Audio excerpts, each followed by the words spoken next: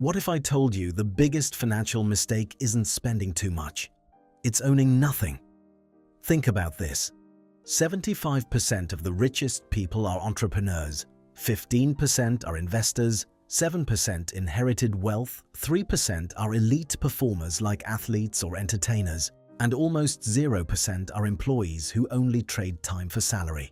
That's not a coincidence. That's a pattern.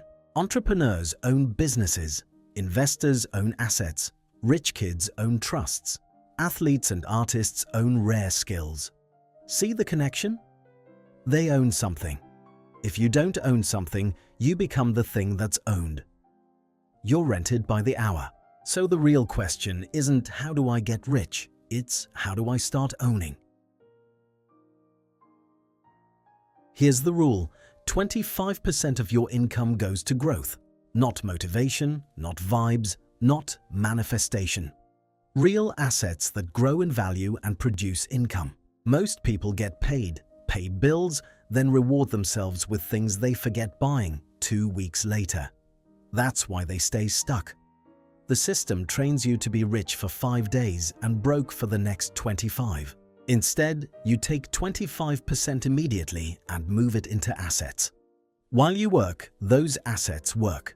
Over time, they may earn more than your job. Let me show you why starting early matters. Billy invests $200 per month at 20.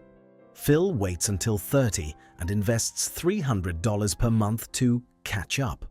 At 60, Billy invested less total money, yet ends up with nearly double the wealth. Why? Compound growth rewards time more than effort. Waiting is expensive. Starting small is powerful.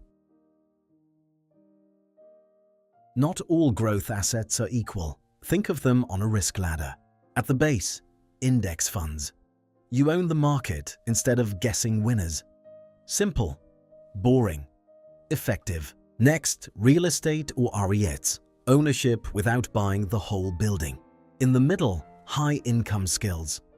Copywriting, coding, sales, editing. Skills give the fastest ROI because they increase income directly. Higher up, online businesses and individual stocks. High reward, higher risk. At the top, crypto, NFTs, collectibles, moonshots. Never build your foundation there. Build foundation first, speculate later. Now let's talk about the 15% for stability. This is your financial shock absorber. I once bought a car with a loan, felt rich for 3 months. Then the engine failed. No savings, more debt, more stress.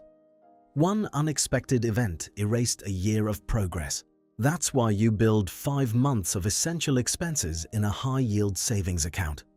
Accessible, zero risk, always earning something. No investing emergency money, ever. Stability keeps you in the game. Growth means nothing if one bill knocks you out. 50% goes to essentials, not ego. Most people increase spending every time income rises. That's lifestyle creep.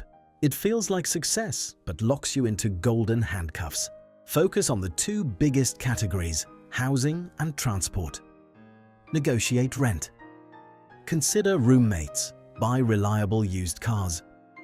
The biggest wins aren't cutting coffee, they're shrinking major costs. And use rules, not willpower. The 7-day rule kills impulse buying. If you still want it after a week and it adds real value, buy it intentionally. Wealth is what you don't see. The last 10% is for joy. Yes, joy. People who save without enjoyment eventually break and overspend. This 10% prevents that. Spend it guilt-free on experiences, hobbies, relationships, meaningful gifts. Not status, not flexing.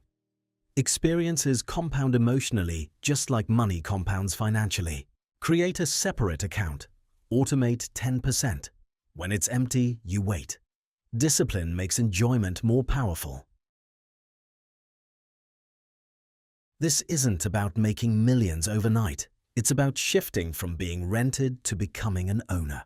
25% builds your future, 15% protects you, 50% controls your lifestyle. 10% keeps you human. Own assets, own skills, own your decisions, because the moment you start owning, everything changes. If you want to build real wealth and stop living paycheck to paycheck, subscribe and let's do this properly.